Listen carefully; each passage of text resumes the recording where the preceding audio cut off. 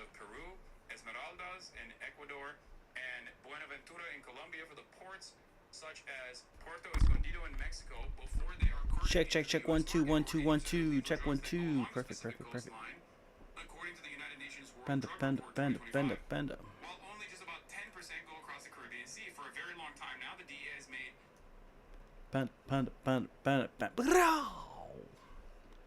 I got cheese in there.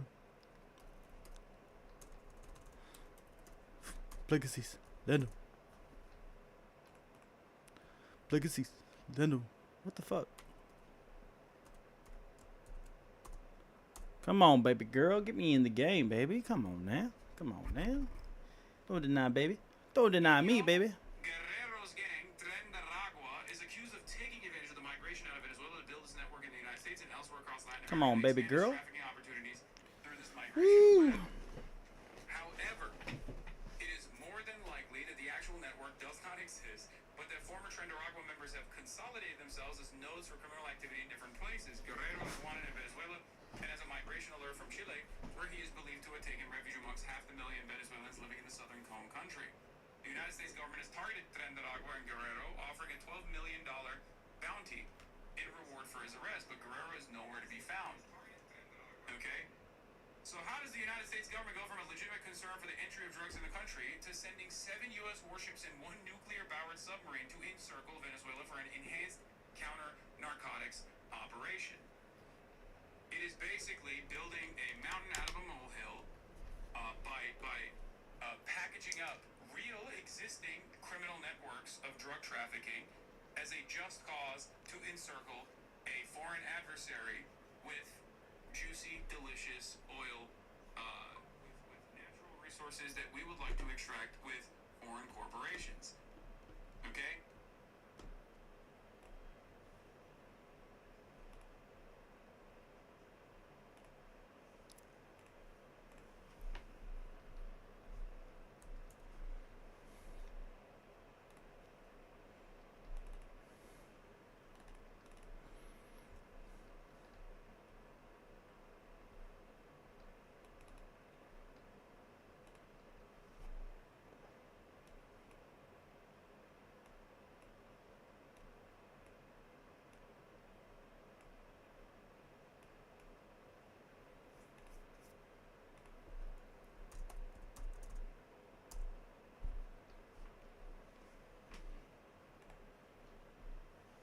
Let's hear what Hassan has to.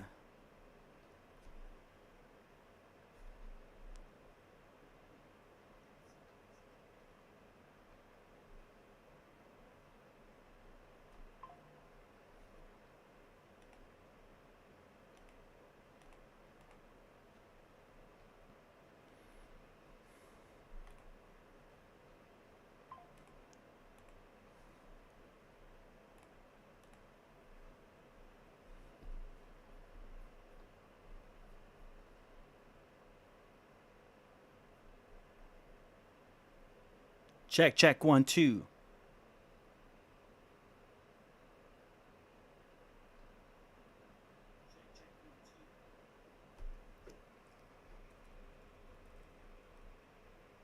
Now, why can't I hear the mic? Check 1 2. Now, why can't I hear the mic? So you can hear the mic, but you can't hear the audio. Check 1 2. So you can hear the mic, but you can't hear the audio. Let me see this. And then maybe even create a security incident. That's why I said it's like Gulf of Tonkin. You start putting Navy vessels around. Oh, that's why. The Venezuelan coastline, and then inevitably there is going to be some kind of back and forth. Back and forth takes place. Then you go, see, this is an international incident. There. This is an international incident. They have attacked our big, beautiful Navy. What the fuck was the Navy doing there in the first place? Oh, that's right. To there find it is. Now it this works. devious cartel operation. What the fuck was the Navy doing there in the first place? Oh, that's right. There it is. Now it works. All right, let me switch up the other stuff now. How will these warships, which are just outside the Venezuelan sea boundary, do anything to either catch Guerrero or stop Tren de Aragua or prevent cartels from carrying drugs to the United States?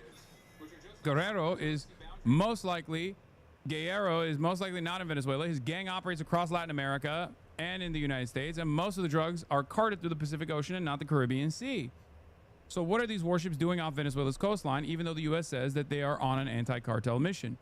In April 2025, the United States increases awards for the arrest of Venezuelan President Nicolas Maduro from 25 to 50 million. The reason given for this increased bounty is that the U.S. accuses Maduro of being the leader of the cartel of the Suns, Cartel de los Soles. The term Cartel of the Suns was first used in 1993 to describe the activity of some senior military officers and anti-narcotic officials in the drug trade. Hugo Chavez into the presidential palace in 1999. The term was used because of the solar symbol on the uniforms of high-ranking Venezuelan army officers.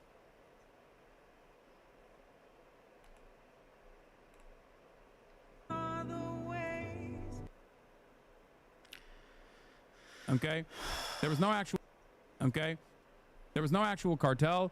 After Chavez's death, several exiled Venezuelan journalists wrote books picking up on Marcano's observation about the Suns, but now arguing that there was an organized cartel and not just some corrupt officers. Central among these books is Hector Landeata's Chavismo, Narcotráfico y Militares, Chavismo, drug trafficking, in the military. So they're just pre-existing metas to claim that the leader of Venezuela currently, Maduro, is also continuing along with this like drug trafficking, I guess.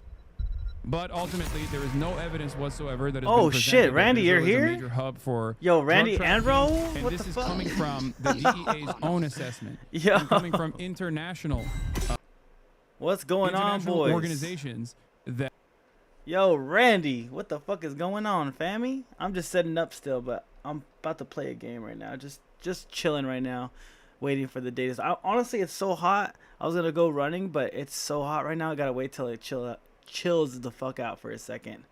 Let's see. Ranking to Masters. Ranking with Falstad. Ranking with Falstad. Baby, let's go.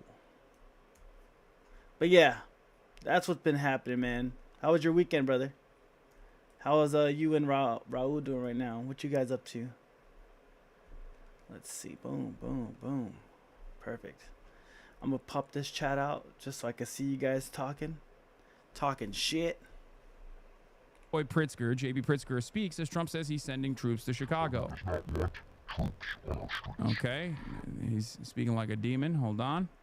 That the President of the United States likes to go on television and beg me to call and ask him for troops.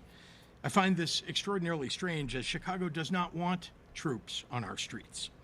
I also have experience asking the President for assistance. Does the audio sound all right? Just to have the rug just pulled wondering. out from underneath me when execution meets reality. I refuse to play a reality game show with Donald Trump again. Yeah, what's going on? What I want are the federal dollars that have been promised to Illinois and Chicago for violence prevention programs that have proven to work. That is money that Illinois taxpayers send to the federal government, and it's an insult to any and every citizen to suggest that any governor should have to beg the president of any political party for resources owed their people. I'd like to ask a question of my own, and it's one the press should be asking as well.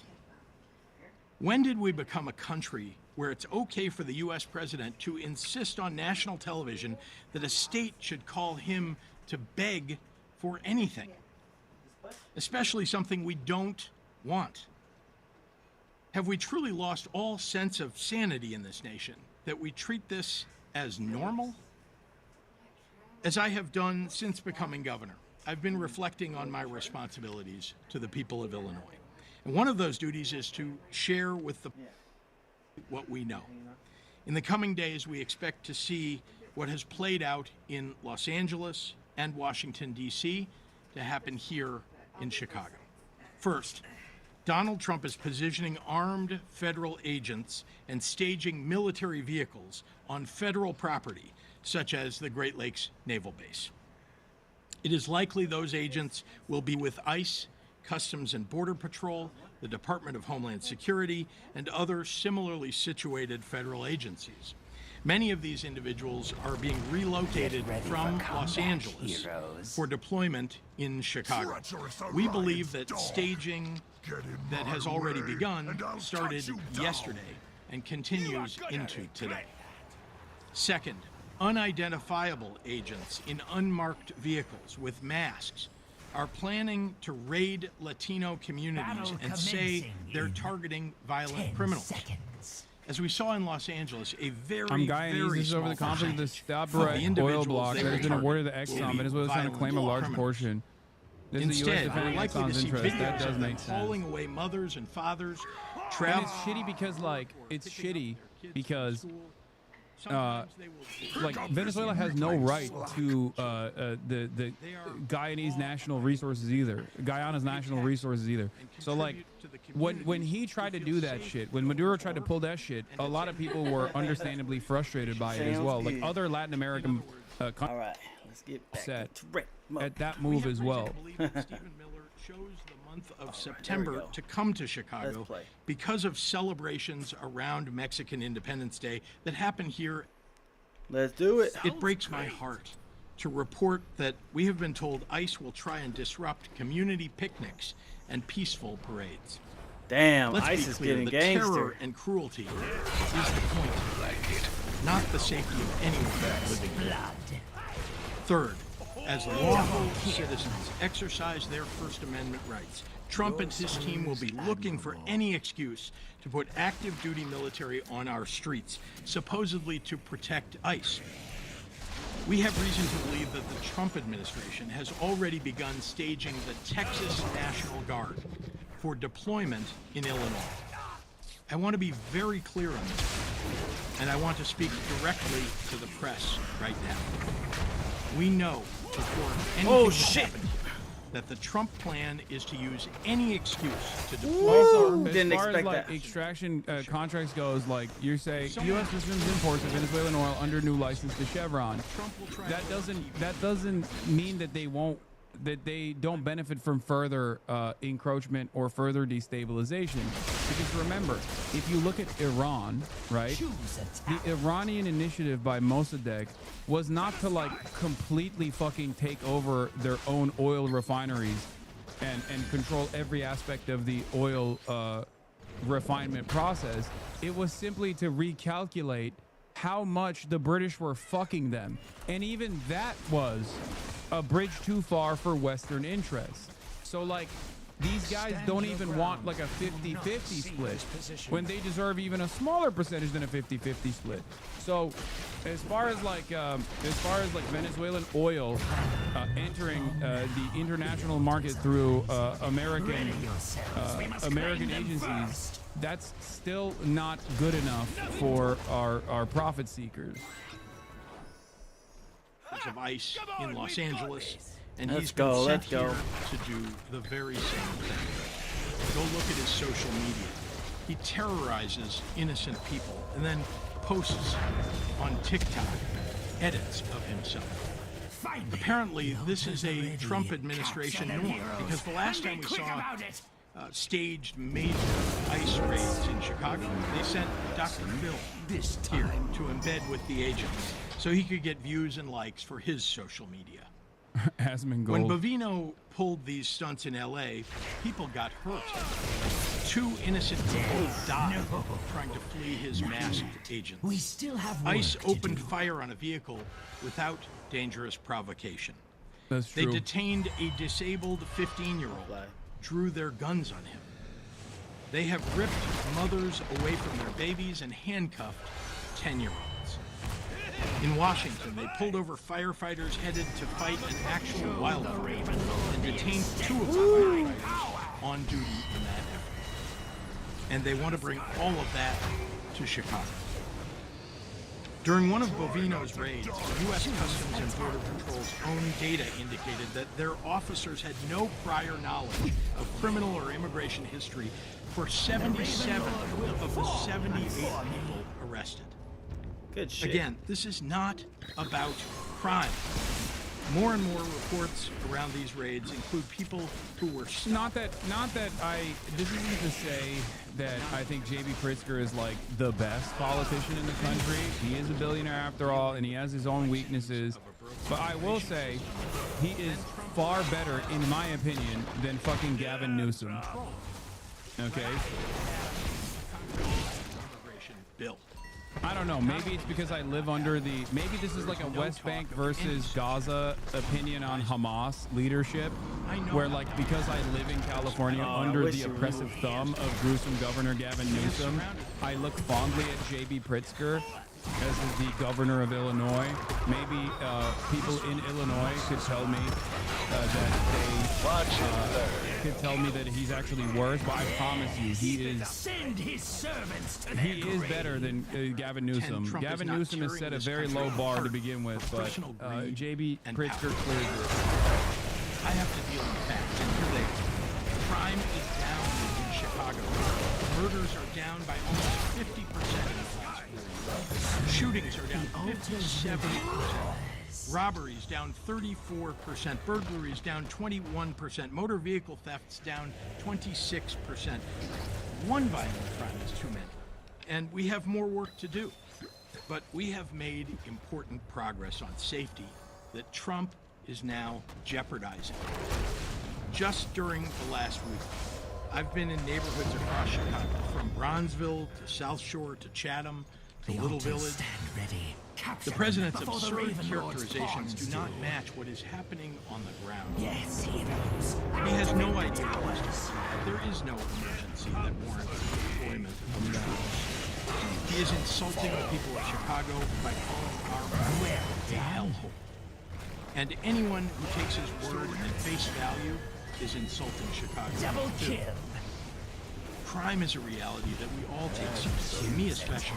I've held the hands of grieving mothers who have lost their kids to gun violence. I've been in consistent contact with law enforcement and managed our state through some of its toughest moments. That has informed our comprehensive, evidence-based approach to crime, hiring more police officers and giving them more funding, gun and drug and gang interdiction, investing in community violence intervention, mental health supports, more substance use treatment. Those programs have shown real progress. Then you know what happened? Donald Trump and his Republican allies in Congress cut those programs because they are unserious people who seem to know nothing about fighting crime. Let's go. We are ready to fight troop deployments in court. We will do everything possible to ensure that agents operating inside the confines of this state do so in a legal and ethical manner. To Chicagoans, what you can do is look out for your communities and your neighbors. Know your rights. Film things that you see happening in your neighborhoods and your streets and share them with the news media. Authoritarians thrive on your So silence. they return. Be loud To the altars for quickly, America. heroes. To everyone listening, but most especially to the press, Our towers. I refuse to pretend that any of this is normal. I refuse to concede that the abject cruelty that we've seen play out with the execution of Trump and Stephen Miller's policies are okay or justified. I refuse to fall into the pundit trap that demands we sacrifice vital constitutional rights if it's being done in the fake guise of fighting crime. Because, as I said 6 months ago in my State of the State address, any rational person who spent even the most minimal amount of time studying human history has to ask themselves one important question. Once they get citizens of this nation comfortable with the current atrocities committed under the color of law, what comes next? Now I'd like to turn the podium over to the mayor of the city of Chicago, Choose Brandon a Johnson. talent.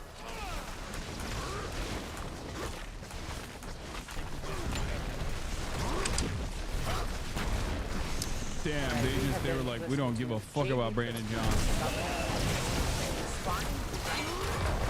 President Trump. who earlier today had invoked Pritzker's name at a press conference, saying that Pritzker should call him and ask him for help fighting crime on the streets of Chicago. J.B. Pritzker saying that I will not. He says. He said that Chicago does not want troops on our streets. That, of course, in response to what the president said. He said earlier today, but we're going in, and that it was just a matter of time. We are actually going to go back to the press conference and listen a little bit to what the mayor of Chicago is saying in response to all of this from the president. Our city. We need the federal government to stop the endless flow of guns into our state and into our city. The Raven Lord will Chicago police officers have taken more than 24,000 guns, illegal guns, off the streets of Chicago since I've taken office. Over 24,000 illegal guns taken off the streets of Chicago since I've been in office. They have worked hard every single day to make our city safer. And they've made historic progress. Let's go. However, Get these mercs. we will never be able to end gun violence in Chicago as long as the president. Talk about Turkey genocides instead of always talking about Israel. You love to talk about Israel and genocide. How about your parents in which you are descended to, Turkey? Talk about Turkey genocides instead of always talking about Israel. Yeah, unlike you, I do talk about that. Not that, you know, that has anything to do with the ongoing live stream Holocaust that Israel is committing with my They are tax coming dollars. from Louisiana. That is the harsh reality, whether Republicans like it or not. Occupying our city will do nothing to solve this problem. Fear not. No matter how much work we do or how hard we work, whether it's expanding our Detectives Bureau, investing in community violence intervention, and addressing the root causes of crime, Be careful. none of it We've will lost ever a be tower. enough until the president decides to end the mass trafficking of guns in our city. For every gun that the Chicago Police Department fights to get off the streets, 2 or 3 more new guns come into our city. Chicago will continue to have a violence problem as long as red states continue to have a gun The problem. altars belong to those Shootings who will claim continue them. as long as this presidential administration continues to put politics over people. Let the Guns that are easily converted into automatic weapons. Okay, Send his servants to their bro, what is this grave. hand? I already showed you this. We already clocked in on this too. Easy, He's, light work. He's not looking too great. Destroy Okay. the Raven Lord.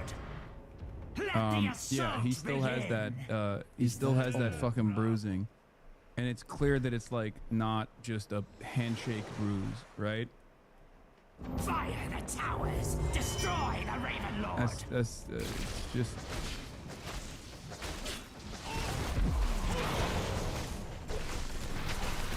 He's looking swole.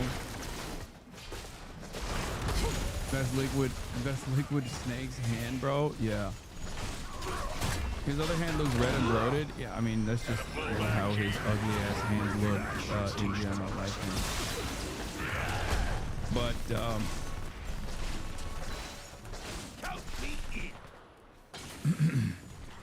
why can't he afford a proper makeup artist? I think with that level of scrutiny, it doesn't matter, right? Anyway, this is also another thing that the media is doing. 54 shot over the weekend in Chicago as governor rejects Trump's threat to send in National Guard. This is ABC News, right? ABC News is revealing this information. Like it's newsworthy to talk about 54 people being shot over the weekend in Chicago, right? It's a very it is there's a lot of gun violence that takes place, but packaging that is Trump's ridiculous threat to send in the National Guard to Chicago as though that's the only solution, and that the Illinois governor J.B. Pritzker is actually refusing to take on this solution. Well, that's editorializing a headline, okay? This basically is stating, 1, crime is completely out of control in Chicago, and 2, isn't Trump right about wanting to solve crime with the National Guard? Go! Do not let the altars fall into to the Raven Lord's talons. Let's get cracking. Well done. This looks like a headline directly ripped from Fox News. Our towers assail the Raven. Game, baby. 58 shot over Labor Day weekend in Chicago as governor Let's rejects go. Trump's threat to send in National Guard. Trump continued to criticize the governor's handling of crime. This is consent being manufactured in real time to deploy the military. Okay? Now, Easy. is Easy clap. especially like weekends such as this one, like long weekends such as this one, are they particularly bloody? Absolutely. Okay, is this a major issue? Yes. No, that's normal. It happens. Okay, it's literally lower than previous years, but it doesn't matter. That's still a fucking issue, right? That's still a major issue. But the idea that all of these people that are living in these neighborhoods are like begging Trump to send in the National Guard is ridiculous. The idea that like Chicago is a crime-ridden hellhole. It's only O Block, all The right? idea that, O Block is the Chicago's only one crime-ridden like that. hellhole, it's on fire is also ridiculous. Okay? Chirac, The problem baby. here is Chirac. that these guys are not even remotely invested in They don't give a trying fuck. to find solutions to issues like this. And instead, they focus on what an immediate aesthetic solution would look like, which is further military encroachment, utilizing the military as a domestic police force, which is unconstitutional in and of itself, and also a more militant response. If a militant response was successful in curbing crime, in stopping crime altogether, or even lowering the rate of crime, then the American police force, that is the most militant police force on the planet in all of the developed nations, would have already eradicated crime. That's it. But here is Morning Joe, once again, never Trump Republicans, not a real constituency at all, representing an outsized voice within the supposed Democrat Party's base, and talking about how it's actually a good thing that Trump wants to send the National Guard. Let's take a look. See, this, as you say, we've been reading about this for years now. Every weekend, and maybe crime has gone down. But, we had the mayor of Chicago on last week saying, oh, we don't need any more police officers. Police officers aren't the answer. No police officers. I think he said no 5 times. You look what's happening. No police officers is not what any mayor has ever said in the history of mayors, okay? The notion that, like, a mayor in a major American city would say, we don't need any police officers, actually. We don't want any cops whatsoever is so fucking stupid. It's insulting the intelligence of the 78-year-olds that are watching right now. This weekend, he looks so... I actually think that J.B. Pritzker should do something radical. I think he should pick up the phone, call the president, and say, and I know, you don't have the constitutional authority to deploy the National Guard here and to police my... You can do that in D.C., you can't do that in Chicago. But let's partner up. These are the most dangerous parts of my state. We would love to figure out how to have a partnership that's constitutional, that respects the sort of balance of federalism between the federal government and the state government. And let's work together to save lives. Because right now, hey, nothing to see here moving along. No problem here. Hey, Donald Trump, we don't need you. And, the mayor talking about we're going to protect people's dignity in our city. We'll protect their lives. That's protecting their dignity. It would be radical for us to figure out a way to actually do what I'm beginning on Washington, and that is seeing Yeah, Morning Joe, remember, was calling him a fascist in the lead up to the election, saying how dangerous fascism would look like in America, only to, in the immediate aftermath of the election, go to Mar-a-Lago and kiss his fucking ring. So obviously, we already know that these guys are entirely compromised. Highest gun violence stats per state: 1 Mississippi, 2 Louisiana, 3 Alabama. It don't matter, because the solution there isn't also to go there with the military and have a constant presence as the military. That's not a solution at all. That brings in additional complications.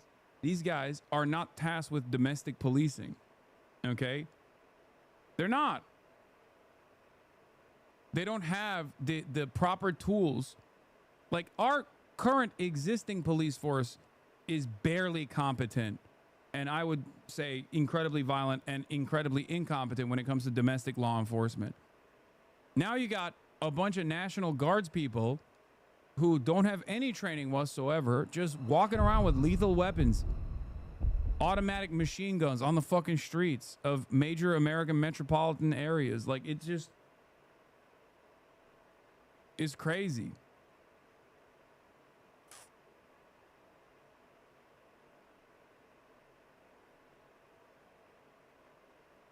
All crime,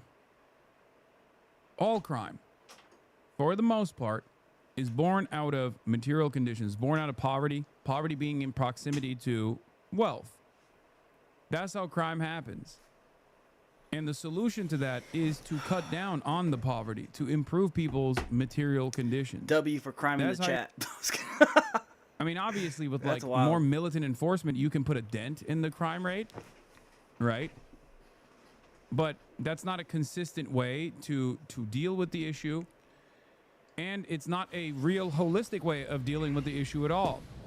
It's no different than just like brushing it aside. It's no different than like, instead of homelessness, for example, instead of tackling homelessness at the root cause, which is an unstable, increasingly costly housing market that is pricing people out of their homes and forcing them into homelessness, instead of fixing that issue and building more housing, building free housing, public housing, right? 10 seconds. What we do is more militant enforcement against the homeless, camp clearances, taking away their shit and discarding them, or just like pushing them beyond the city limits, right? But the problem doesn't go away. You just don't see it as much when you do that, right? We just arrest them, we throw them in jail, and we just hope God sorts it out. That's not a solution. You didn't solve the problem at all. You just pushed it away. You just made it somebody else's problem, as a matter of fact. And this is exactly the same shit. Do not let our ally falter. This is exactly the same thing. And in some instances, the military's utilization is quite literally to pack up the homeless as well. It's very frustrating to have to deal with this over and over again, and to look at like a short-term limit on I don't know, murders in like a 2-week period or something, to be like, oh, see, it succeeded, it worked. Politicians creating partnerships that protect their people. Leaders in Chicago. But unfortunately, because a lot of these fucking dipshits are rich assholes, they don't think about it. They don't think about like the real ways in which crime manifests. Okay? And a big component for why the National Guard is being deployed, or why the federal police is operating in these cities, is to literally terrify the migrant populations as well. These cities are run by said migrant populations. Instead of giving them the proper authorization to exist on U.S. soil, as they have for decades in most circumstances, we're just ripping them apart. We are just trying to pack them up and deport them expeditiously. It is incredibly cruel. It is incredibly fucked up. And the only reason why Trump is even attempting to do this is so that he can satisfy his white nativist base. Some of the dumbest, most racist fuckers out there are cackling like hyenas, demanding more of this kind of enforcement. It makes them feel good. And for Trump's purposes, and for like Republican purposes, and even sometimes Democrat Party purposes, this makes people feel like at least some of the things that they're demanding, they are getting. For combat in the Nexus. That's it. Prepare to begin field testing. Human beings and the cruelty that they experience for not having the proper work clearance or the proper documentation in this country is like, this violent enforcement against them is simply just a talking point for a lot of these people to satisfy their fucking needs. Okay? to satisfy their appetite, to make it seem as though the Trump administration is doing something. When in fact, if they were to actually tackle the issue of affordability, or if they were to actually tackle the issue of the housing crisis, well, one, they would also end up successfully having to deal with the housing market that creates more homeless people anyway, and also simultaneously alleviate some of these pressures that many Americans experience in this day and age. But that's too difficult to do, because this entire nation is designed to protect the interests of capital owners. And home ownership is a mechanism for that. Home ownership is seen as like the only way to have a nest egg, the only way to have some kind of capital that you can give to your next of kin. It's too powerful of an interest for the American government to actively undermine. So instead of doing that, we just keep packing up homeless people, moving them elsewhere, and we keep packing up immigrants and making it seem like the government is actually doing something that they promised that they would do. Meanwhile, none of this solves the issues at hand. The problems persist. I'm impressed. Gotta be faster. And I grant you there's separate plots, but I believe it's wrong for the president to send ICPV because the Democrats in Chicago don't want any of it for some reason. Oh, I'm not here to defend the Democrats in Chicago. My only point is that there are constitutional rules and prerogatives here, but the president has made really clear he doesn't give a rat's ass about it. And neither do a lot of the people who just simply say because he wants to do it, therefore he should be able to do it because he's declared a crisis. And as the president said, I'm the president of the United States, I can do whatever the hell I want. That is not what we have in this country. Well, he is saying that he believes it is his responsibility when there is an emergency in the country to try to respond to that emergency. And what he has also said is that these Democrats should be asking him for help. And by the way, what's happening in Washington right now, I think shows what could happen when some local person, even a Democrat, says, actually, you know what, this is a good thing. So, but I stipulate he has the constitutional authority to do it in D.C. Right. He doesn't have the constitutional authority. Why would a Democrat That's a different question. No, here's the question.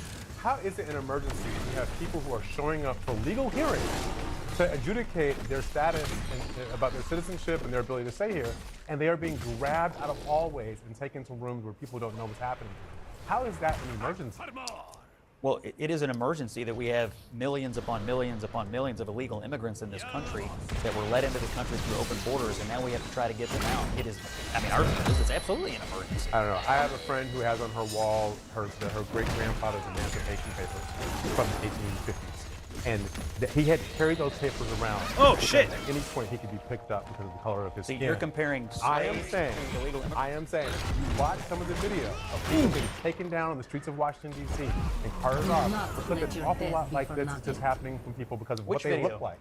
That is very concerning to me, and it feels a lot like they are being targeted because of what they look like, who they are, not because of what they've done. All right, we're going to push pause here on this conversation because I do want to bring in the former Democratic mayor of Chicago, Lori Lightfoot. Madam Mayor, thank you very much for being here.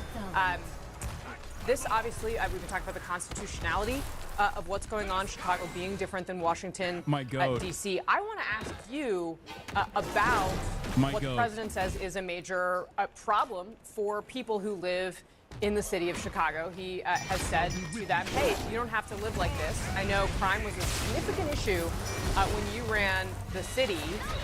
What do you say to the president of the United States about this? What do you say to residents of Chicago who may be concerned about crime? Listen, let's be clear. This is never about violent crime. It's not going to be about violent crime. I'm sitting in a studio that is 1 block away from Trump Tower.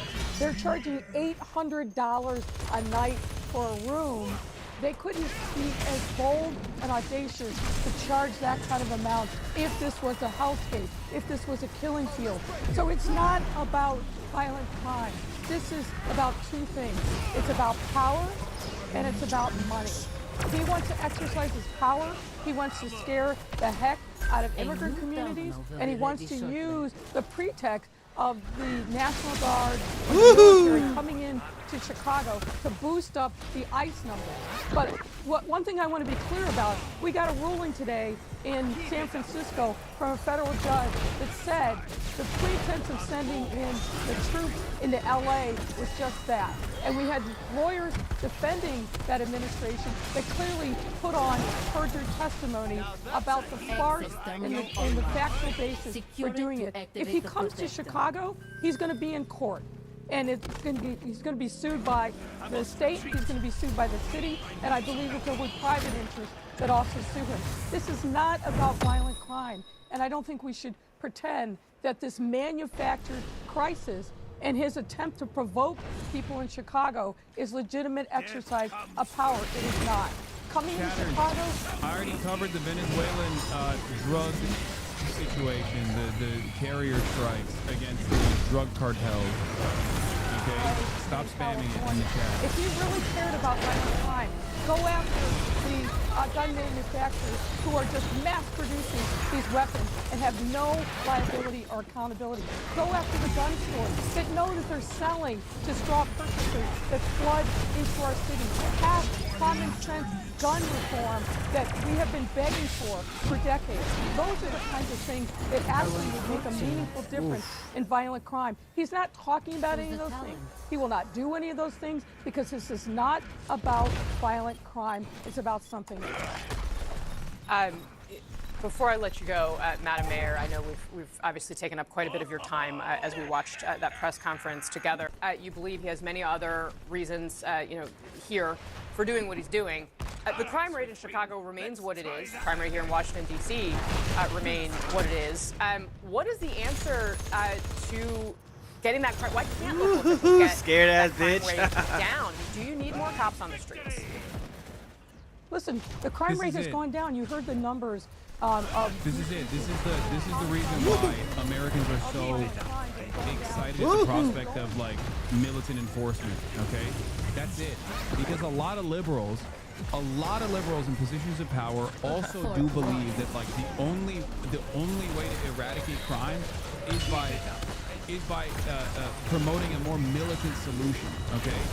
So if the left flank of the media is also doing this shit, then why wouldn't Trump use the military? It makes total sense. If you believe the only way to stop crime, if you believe the only crime prevention, the long-term solution to crime is more violence in the hands of the state, then of course you're going to say the military is a good thing. It doesn't make any sense. Like, why wouldn't you?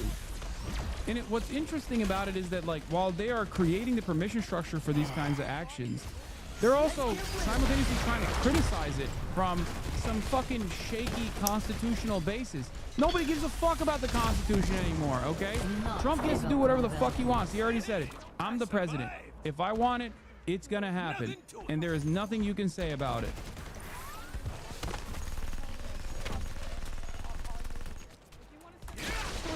Great. Send more money so we can hire more cops. Do more to shore up the federal law enforcement efforts to interdict guns and gun trafficking. Absolutely, we'd welcome that. But that's not what he's talking about. All right. Former Chicago Mayor Lori Lightfoot, thanks very much for joining us today. I really appreciate your time. Sure. All right. Coming up next. Do you guys understand, though? Do you understand? Do you understand the issue here? It's because liberals also kind of want, like, more militant enforcement. And this is a byproduct of having two right-flank parties, basically, as this person jokingly puts. American politics is just two right-wing parties calling each other communists. And it goes back to gruesome Governor Gavin Newsom saying Donald Trump is the leading socialist of our time. And he's using socialism as a pejorative. The hostility to him is quite high, correct? Of course, because of why some is of his, that? well, for obvious reasons, some of his views. And there's a lot of anxiety around those views.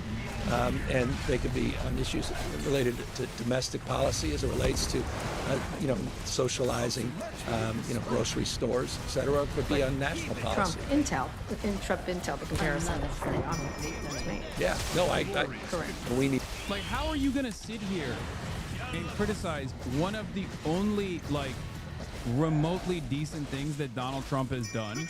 Something that Bernie Sanders, the most popular national figure in his party, has advocated for under the Biden administration. A demand that the American government get something in return, a piece of control over an American company. Unlimited grants are no longer, right? Now, I'm not going to sit here and say Donald Trump is a socialist as a positive, okay? But what's frustrating about this is that this is a policy that is overwhelmingly popular with the majority of the country. Is it being done for corrupt purposes? I think so. There's nothing that Trump does that there's nothing. I don't think Trump is invested in improving the welfare of Americans, right?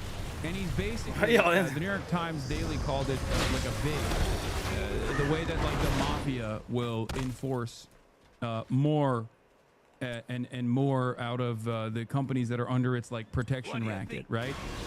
And it does operate in a similar fashion, but functionally demanding a piece of control, functionally you could go in there. A piece of ownership over a company in exchange for all of the fucking grants that were given is unironically what Bernie Sanders was advocating for as well during the signage of the CHIPS Act. This is something that they wanted, you know? To make that point over and over and over. I mean, I remember, wasn't Jeff Bezos out there yelling and screaming that Biden doesn't understand, capitalism? I mean, this guy is completely perverted capitalism, Donald Trump. It's crony capitalism. It's whatever, you pay him off, give him a phone call. I mean, these illegal tariffs, which we're also in court on, all the things that are happening in this country, it's just perverse that they could be shaping the Democratic. This is not a good policy in a non-monopolized market. It's propping up a single private company in an open industry.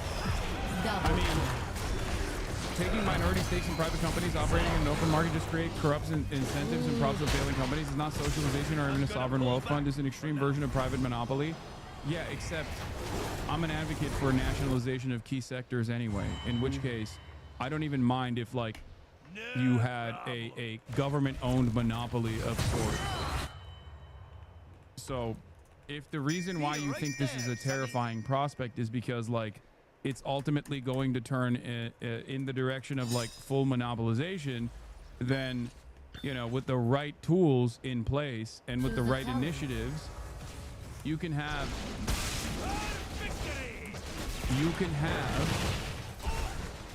the right leadership quickly take over the remainder.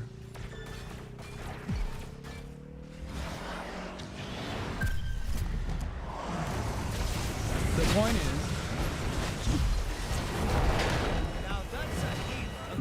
the point that I'm making is that this is not one of the this is not one of those initiatives that Trump has taken that's like that's genuinely a bad move. It's a move in the appropriate direction, especially because it's one that like popular politicians in the Democratic Party have also advocated for. When you maintain an open market such as chips, but the government props up one actor, one who is not doing so well, by the way, it only creates a corrupt alliance between capital and government. But the corrupt alliance between capital and government already exists. This is just the government picking a winner. And what it will do with the additional influence that it has over said private company, it remains to be seen. But the notion that the government is not already picking and choosing winners is wrong. I mean, it does exist, whether it be by way of government contracts or whether it be directly through grants and all these different subsidies that we offer every single key sector in this country in an effort to engage in some semblance of price controls, in an effort to make sure that, like, our agricultural outputs, for example, are kept as cost-friendly as possible. The government picking a winner is no different than never enforcing antitrust. If we believe antitrust is bad, in the absence of moving in the direction of antitrust, I'm just saying that this isn't as bad as a decision, and it's also not even like an overwhelmingly unpopular move as well. I would go so far as to say this is actually an overwhelmingly popular decision that Trump is making, that a lot of people in his base and even beyond his base will look to and go, that's great. Why is that great? Because it's something that I've also advocated for, something that Bernie Sanders advocated for, something that people have talked about, which is that unlimited subsidies should be. Oh, we're not even all there. Should be accompanied with like some kind of ownership. I said this in the aftermath of Boeing and a bunch of like national airliners actually falling apart during COVID, and we just kept these companies afloat with the money faucet.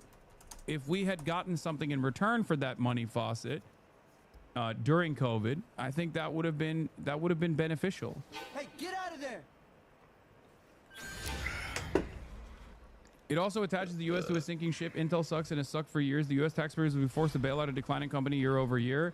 Once again, I think it's not the demand in exchange for grants that I am against. It's what those demands will look like that I think Trump will not actually follow through on. Because imagine, like with the CHIPS Act, a lot of unions were demanding to the Biden administration, or with the IRA, a lot of unions were demanding that all of the new battery factories that were going to open up had to be nationalized, or not nationalized, sorry, unionized, right? That is a pro-labor initiative. That's a pro-labor initiative. Same with, and of course it didn't happen. Same with any kind of demand by a lot of the left flank of the Democratic Party, any kind of demand that like there are unionization provisions baked into the IRA for funding for American car manufacturers, like for example Tesla. Like, oh, you want money from the government? Here are the demands that the government is making. Demands that actually improve the welfare of all citizens. Demands that actually improve the welfare of the labor class. So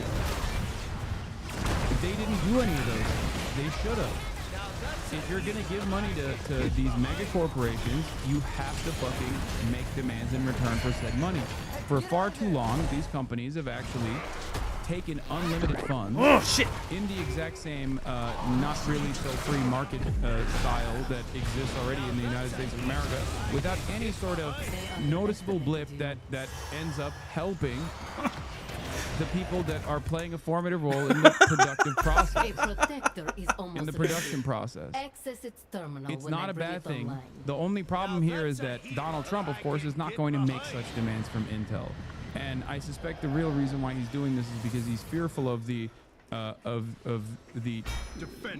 inevitable unification between like Taiwan and China, and what that would do for chip manufacturing in America. It would almost overnight destroy America's significant Power upper routed hand. to the terminal. Control it, and you can pilot the protector.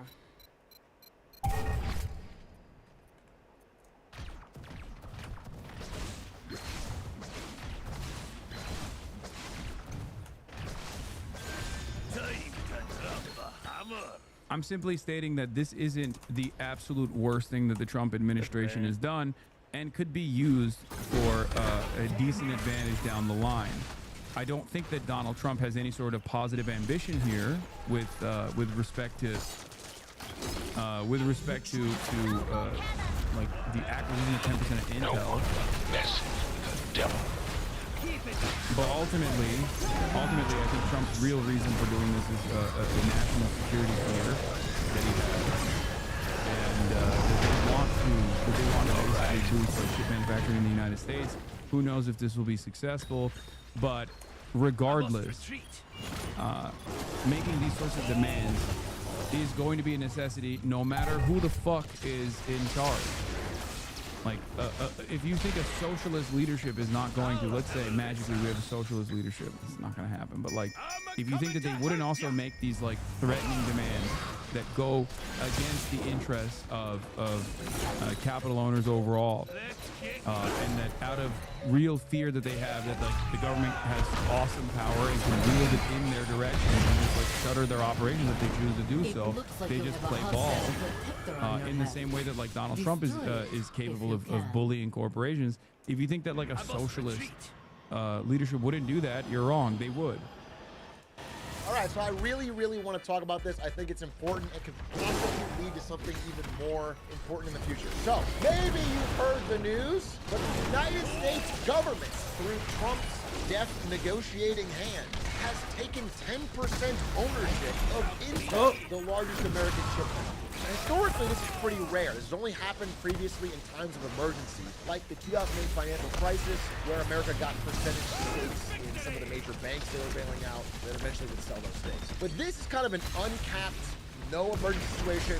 We're just taking a large ownership stake with the government in a private company. And I want to talk about what that means. I want to talk about why it happened. I want to talk about where it's going forward, okay? First, we got to talk about chips. These kind of chips, not the kind that you eat. Very, very important. Now, this is kind of a base primer. You might already know this, but it's worth saying, okay? Some people, like Jensen Huang and NVIDIA here, design the chips. And some people, some companies, make the chips, like TSMC in Taiwan. They have these big, gigantic foundry clean rooms where they actually make the chips, okay? So designing and making, producing are different things. You might design it here in America, but then it will be made in Taiwan. Now, let's stretch this out a bit and notice who's on the design side. So the biggest chip designers in the world are like NVIDIA, AMD, Apple, Qualcomm. Now, all of these companies are American. Watch and learn. Well, in America, all right? We have a lot of world-class chip designers. But who actually makes the chips? Well, pretty much all these companies use TSMC. Let's get rid of it. If I'm using some examples, pretty much all these companies use TSMC. TSMC has a massive market, so it's all made in Taiwan. But behind TSMC, you might find companies like Samsung in Korea or SMIC in China. And then way down the list, not able to make the latest and greatest chips, not even able to make very good chips. Really bringing up the caboose, the rear, is Intel. That is our American version of a chip foundry. It's not ranked top 4. Intel is even farther down. Intel is the biggest American chip foundry that can actually produce chips. They've had a very rough past few, honestly, decades. Since their peak and their prime, they've been on a slow but steady downward spiral. They've lost engineering leadership. They no longer design the latest and greatest. They have process errors, latest new technologies, and they've slowly but surely been losing market share, losing customers, getting worse. And they've fallen behind, the world leaders being able to create things.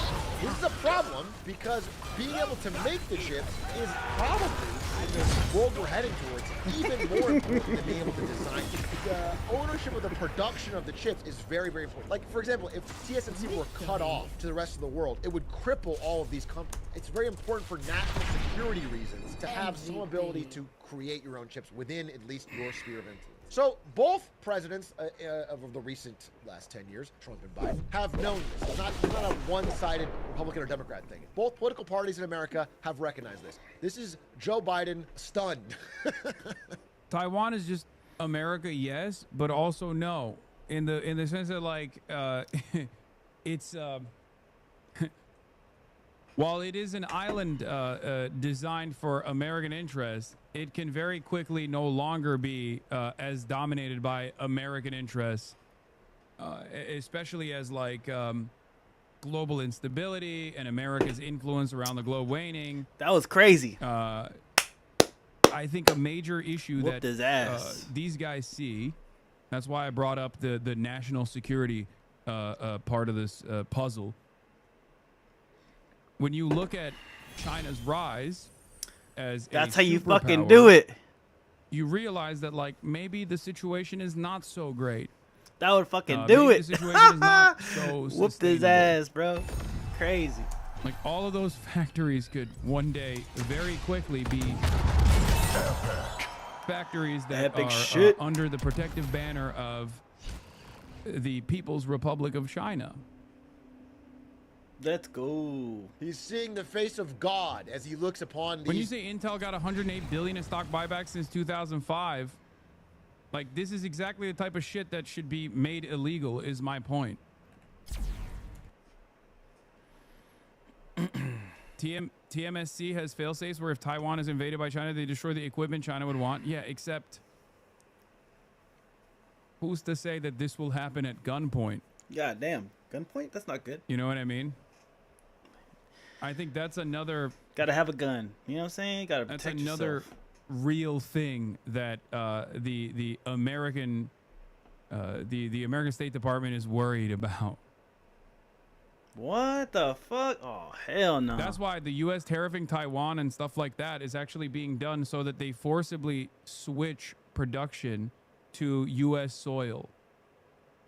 What the fuck? Intel chips by their old CEO. Sleepy Joe, in addition to Trump, have said this is important for national security reasons. And during Biden's administration, they had a thing called the CHIPS Act. And the CHIPS Act was designed to use government money as grants to get chip companies to build in America. Pretty much all in Arizona. So the idea was we give you grant money, you create American jobs, you build in America. They gave grant money to TSMC to go build in America. They gave grant money to Intel to try and catch up in America. The idea was like, we're going to give money to all these different areas and just try to get some chip building in America. That's the idea of the CHIPS Act. And they said basically what I've said here. We rely on a very small number of factories in Asia for almost all of our sophisticated chips. It's untenable and unacceptable.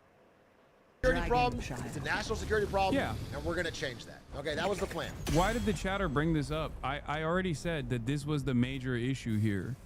You made it seem like I would be in disagreement with Atrioc so far, and this is exactly what I said so far. And there was some success. This is a TSMC plant in Arizona that I believe just went operational this year. Maybe it's just about to go operational this year. However, don't get me wrong, there's still problems. They were able to use the money to convince them to build here. The problem that TSMC says is that Arizonans don't like to work as hard as people back in Taiwan. They've had a lot of logistical challenges. But the main part is that I don't think this is also accurate. I mean, this is like, bro, this is literally, no, stop. This is Orientalism through and through. I think, no, they just don't have the proper training. It literally is all, stop. Someone took away the fucking, who's a fan, bro? It's literally just someone took away the fucking the notion false like, stat. That's hilarious. The Oriental mind, the mind of those from the Orient, is actually more servile and better at building chips. They have tiny fingers. Like, that's all bullshit. It's just it's a matter of training. I think it's overall a good explainer on the situation. He's saying that's what the TSMC said, by the way. Later on, it gets into the Trump aspect. Yeah, I know. So far, I'm in agreement here. I don't have any disagreement here. But yeah. Americans don't like to work as hard as any other country. It's not Orientalism. That's the whole point of the U.S. economy, is to extract so they don't have to work. Victory of our wall. This is the reverse of the idea that like American workers are just like wholly incapable of doing these things is wrong. It's just that we don't have the same time frame. We don't have the same training. We don't have the same time frame. That's it. That's what it is.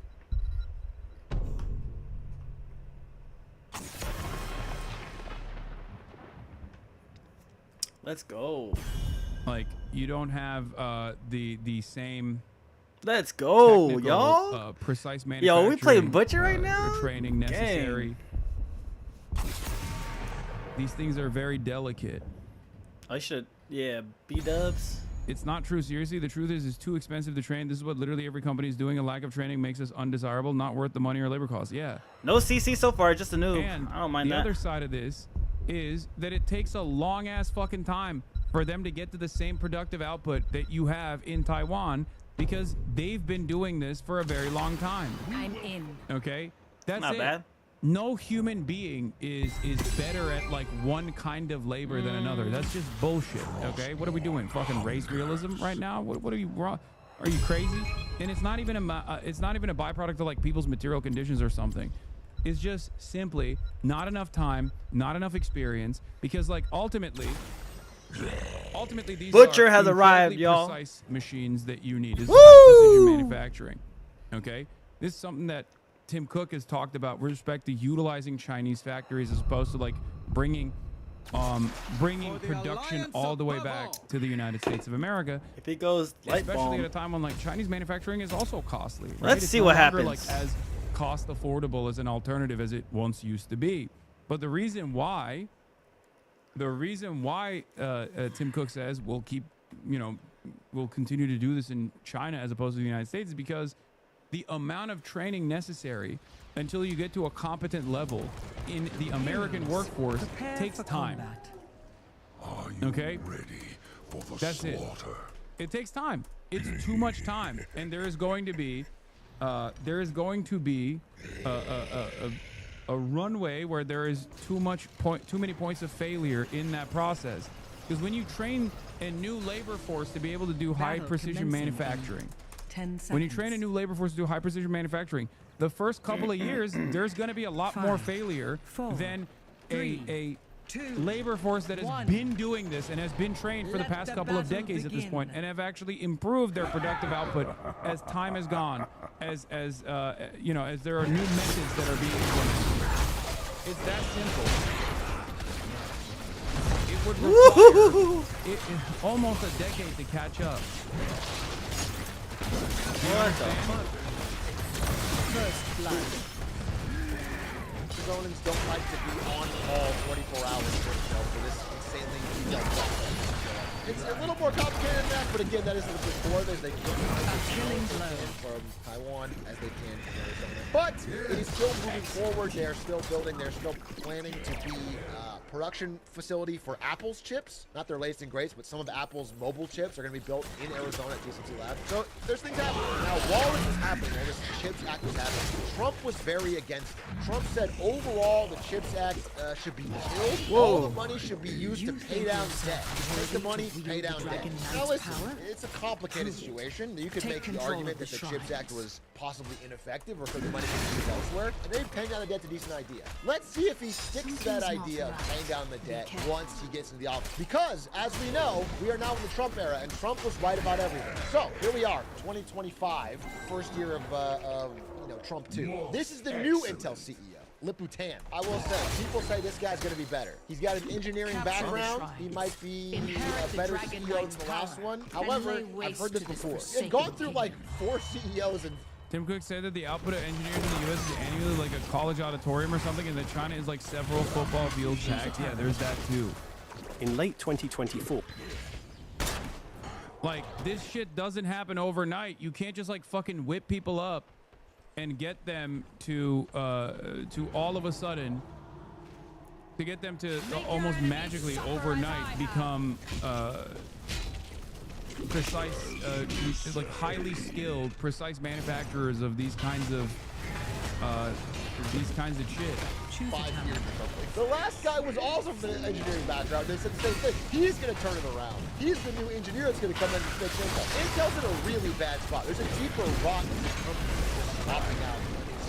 But this is the new Intel CEO. Yeah, it's not just training, it's expertise. No, that's what I'm saying as well. Yes, I'm couching that under training. But that's my point, exactly. Even once the training process is complete, like a guy who has been working at chip manufacturing in a manufacturing plant for fucking 5, 6, 7, 10 years is going to be infinitely better at doing that than a guy who just got trained and has been working on the job site for a year. He comes in this year and he's going to turn Intel around. But Trump, this month, August, has some things to say about it. Trump says this guy is highly conflicted and should resign over his ties to China. I think Trump is saying that because he looks Asian. Because he's not from China. I mean, he's invested in some Chinese companies, don't get me wrong, but he's not. He's Malaysian. So, but anyway, Trump says this, and then notably says the CEO of Intel is highly conflicted and must resign immediately. There is no other solution to this problem. Now, this is a very important statement because this is this month. This month, Trump has said there is no other solution to the Intel CEO being conflicted than him resigning. That's it. We figured it out. There's only one solution. Now, this caused a bit of a chaos at Intel. Intel's leadership was in a panic. The president of the United States is saying we have to have our CEO step down and then we're infiltrated by the Chinese. So they said, okay, they talked to some experts, some Trump experts, and they decided they've learned the following. Trump loves meeting with CEOs, even those who he's attacked publicly. Trump just likes deal making. He likes being a mover and shaker. He likes being personally involved. People come in, they talk to him, get something out of him, he likes it. Okay? So they decide if they're going to fly out this CEO to go meet with Trump. To convince him that he's not a Chinese spy and the U.S. government has a long-term interest in bolstering intel. Surprise, surprise, it works. Days before, there is no other solution than him resigning. After one meeting, now he's like this. He came in, he saw me, we talked for a while. I liked him a lot. I thought he was very good. I said, you know what? I think the United States should be given 10% of intel. And he said, I would consider that.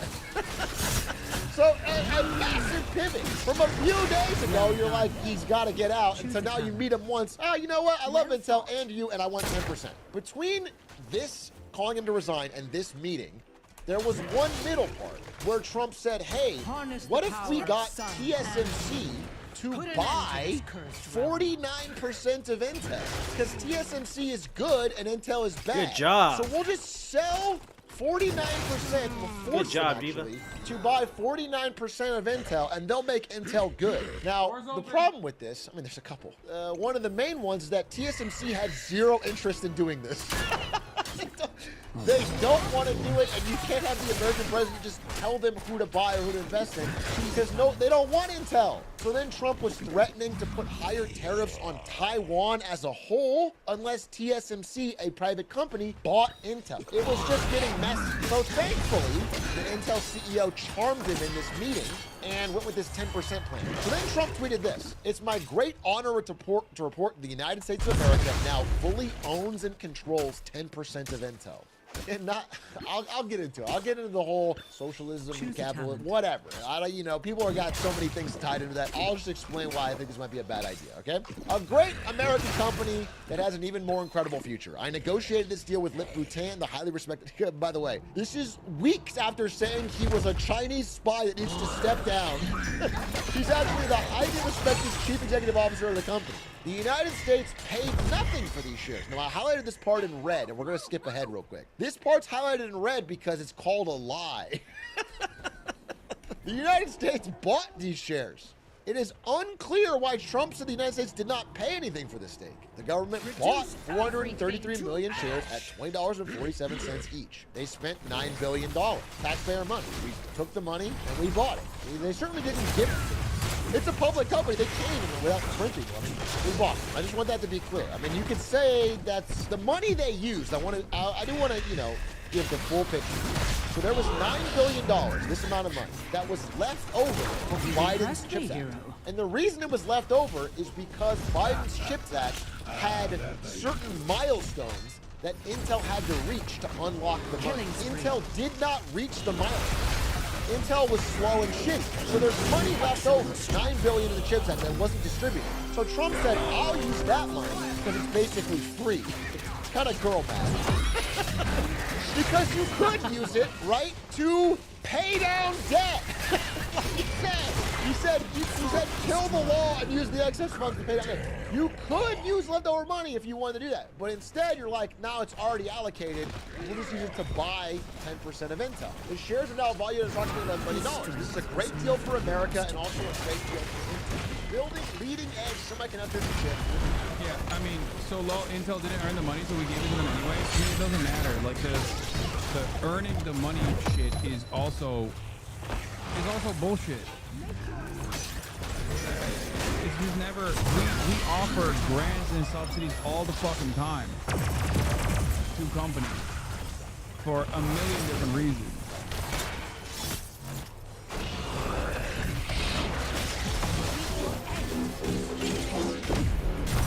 Your killing spree has ended.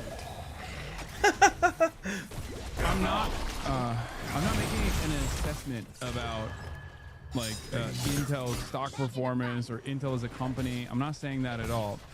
I'm simply stating that the way that Trump is dealing with this issue, or rather, on principle, the notion that the American government demands more in exchange, demands ownership stakes in exchange for grants is not a bad thing. I don't think it's a bad thing at all. And ironically enough, I think there needs to be more of this. But also with like It won't follow be through, long with before real the shrines with are real ready for follow you. through on reasonable provisions that are implemented that improve, that create good paying jobs, for example. Okay? The notion that like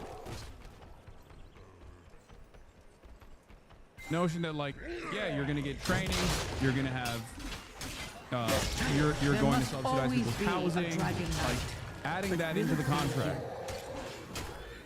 as a part of that ownership stake would be, in the perfect scenario, in the perfect world scenario, would be the good thing. What is happening? Is there like an actual F, or are people freaking the fuck out for no reason again?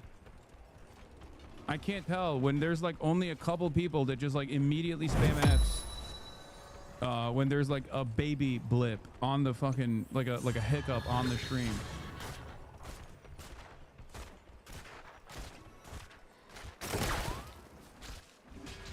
What Intel does, I wouldn't say leading edge, but yes, they do this, is fundamental to the future of our nation. I do agree. At the end of the day, more part of this that you have to concede on is that it's really risky having so much of the economy routed through Taiwan, which is again at odds with its closest neighbor China at all times. Like it's just risky. You really do want to diversify chip production outside of Taiwan. It makes sense.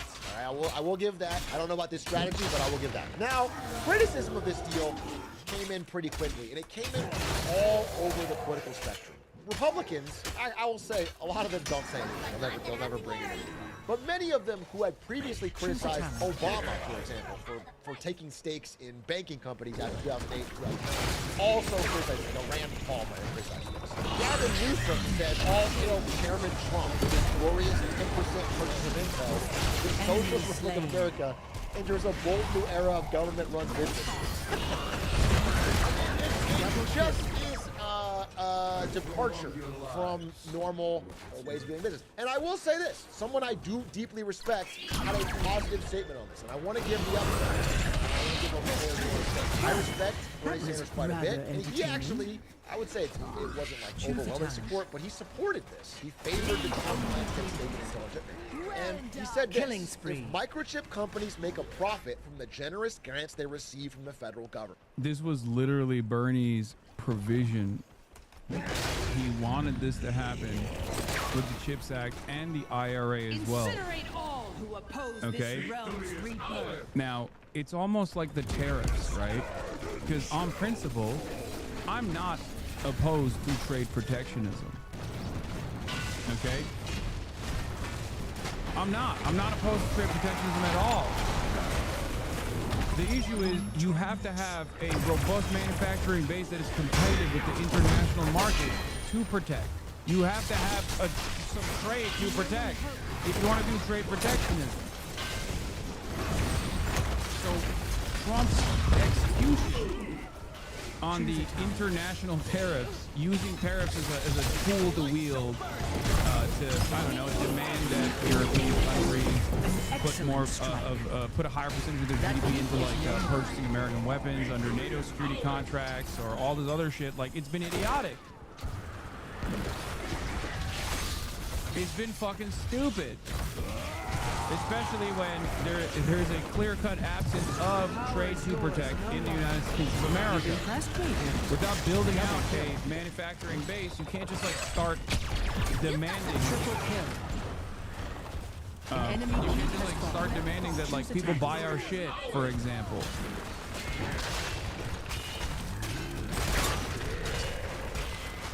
So I see this in the same vein. As far as the method, I do not have an issue with the method. I would love to see a competent Democrat leadership do this exact same thing. MVP. Having said that, however, do I think that Trump is simply going to use his ownership stake to not really add necessary provisions for labor protection and to create good paying manufacturing jobs in the United States? Of course I don't think he's going to do that. He is a fucking real estate developer. The taxpayers of America have a right to a reasonable return on that investment. I'm going to explain why I might disagree, even though I vouch for, I fully support Bernie Sanders' character, and I think maybe there's something I'm not seeing here. There's a couple things that go wrong when you have the government owning particular shares in a certain one company. Number one is that if there is ever like a government contract that you would like to be awarded to the best company, the company that can do it for the best price or the most innovative, in historical examples, it'll go to the company that the government owns 10% of. There's a big conflict of interest. And it's not just Bernie either, for the record. There's another political figure that's even more technocratic in their approach to policy making that a lot of liberals like even more than Bernie Sanders. Her name is Elizabeth Warren. Oh, this man. was a Elizabeth dual Warren. Provision from both Elizabeth Warren and Bernie Sanders. Okay? So one must ask the question, why? Like I've always said... How hot is it right now? I'm in favor... I'm always going to call balls and strikes. If Donald Trump does something that is technically in the right direction, I'm not going to immediately attack the administration. I will be cautious. When does it cool down because today? of who Trump is and what he has done so far. But you have to, you have to think, why is it that all of the conservative commentators are shitting on Trump over this when they rarely ever shit on Trump for anything? And why is it that this initiative was originally backed under the Biden administration by fucking Bernie Sanders and Elizabeth Warren? Here's a Barron's.com article. The Trump admin's plan to take an equity stake in Intel might have been a surprise to many investors in recent weeks, but the idea wasn't a new one. It was first heard in the most left-leaning parts of the U.S. Senate. When the CHIPS Act was being debated, as I also told you, this is what happened in 2022, Bernie Sanders and Elizabeth Warren proposed an amendment that would have turned the grants into equity stakes in the firms receiving money. It never reached the Senate floor for a vote. I am glad the Trump administration is in agreement with the amendment I offered 3 years ago, said Sanders, a frequent opponent of Trump's policy, said in a statement. Taxpayers should not be providing billions of dollars in corporate welfare to large profitable companies like Intel without getting anything in return. Warren, another Trump foe, added, Donald Trump seems to have stumbled on an idea that I pushed years ago to promote corporate accountability. Jeez. Meanwhile, Trump ally and libertarian Senator Rand Paul called the plan a step towards socialism. On Monday, Wall Street Journal's free market-focused editorial page wrote, statism is gaining currency on the political left and right, resulting in a bizarre fusion of ideas. In a request for comment about the unusual political alignment, White House spokesman Kush Desai said, Washington, D.C.'s blind commitment to consensus orthodoxy that ignored the realities of the world is exactly why Americans in America were left behind. Remember what I said? If America wanted to actively compete against China, it would have to become more like China. This is basically 1% in the direction of becoming more like China. That's the irony of it all. Okay? It's just like not even 1%, 0.1%. We gotta beat China, in the y'all. direction of more gotta beat China. Over, ooh, we got out of silver. Hey, silver. No, why was I at silver 4, 10%. bro? That's crazy. I'm saying in the grand That's scheme so of low. things, if you look at the entire productive forces of the American government, or under the banner of the American nation, it's like 0.01% initiative. Hell yeah, brother. The CHIPS Act passed Senate 64-33 roll call vote. Warren voted for the bill, but Sanders didn't. Then President Joe Biden signed the legislation the following month. Equity deals weren't a part of the final legislation. Last week, Sanders came out and supported Trump's then rumored agreement with Intel. Warren has indicated ongoing disagreement with the president on his policies. The president just saying he wants the public to have a stake in a major company isn't the same as having a real strategy to rein in stock buybacks, onshore jobs, and support long-term economic growth in America, she said. That part is the key part here. Okay, Elizabeth Warren is correct. This is her bread and butter issue, so it's not surprising. But this is one aspect where Elizabeth Warren is a important voice, okay? And she is 100% right, because getting any sort of state stake in a major company needs to come with requirements. Okay? And those requirements should be to stop stock buybacks altogether and to demand onshoring jobs. Okay? And not just any kind of fucking job, but good paying jobs. Jobs that have to be unionized. Now, of course, Trump is not going to do that. So that is where my criticism of Trump's initiative starts. But my criticism of Trump's initiative of like demanding 10% ownership after releasing these grants to Intel, after all the grants that we've given to Intel already, is not the point of contention for me. It's like picking winners and losers. You know, because Trump has personally negotiated this deal and gotten us 10% of Intel, he can't allow Intel to do worse. He needs to favor them for future government contracts. So that's the first part. But the second part is like with this statement. So actually I don't family friendly. What the fuck? I would say that if Intel, for example, whatever the corporate tax rate is, which should be higher, I agree. If Intel makes $100 million, right, and we tax 15%, if we have a goal, which is like Intel build something in America, bring American jobs, and at the same time, Intel grows to $200 million and we tax 15%, that is the return to the taxpayers of America. The return is that... I think the main problem isn't taking stakes. It's taking stakes in one actor in an open industry. If they took stakes in multiple companies in the same industry, that'd be better, like a sovereign wealth fund. Fair. It's even better. I'm not going to fucking say that's a bad idea. I think that's a good idea. I think the best idea is nationalization, okay? The other problem is when the government takes stakes in companies, it means the government will continue to prop up failing companies. A socialized company could live with that, but this is different. No, I also understand that as well. The issue is this already happens.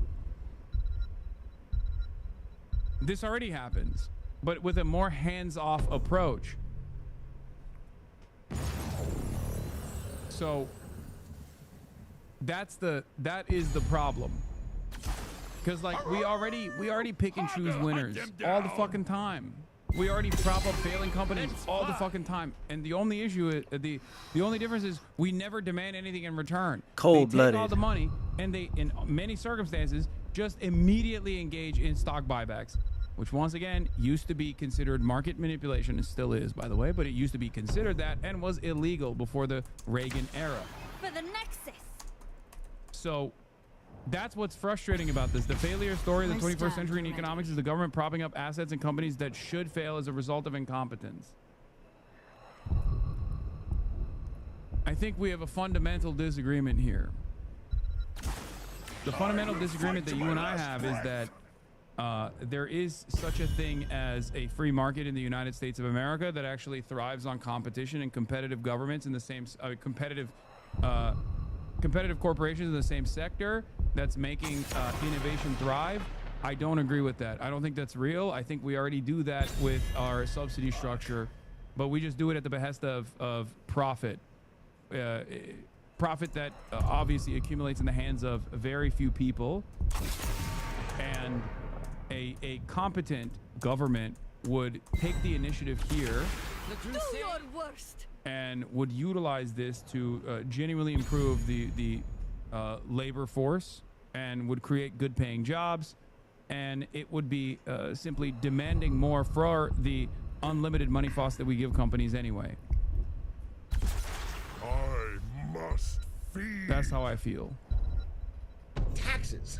If you want to make a Now, return... this is also a silly conversation to have right now, because, and I need to repeat this over and over again, I don't think Trump is going to do that anyway, okay? I'm simply, I do not think do that regardless. It's just like with the tariffs conversation.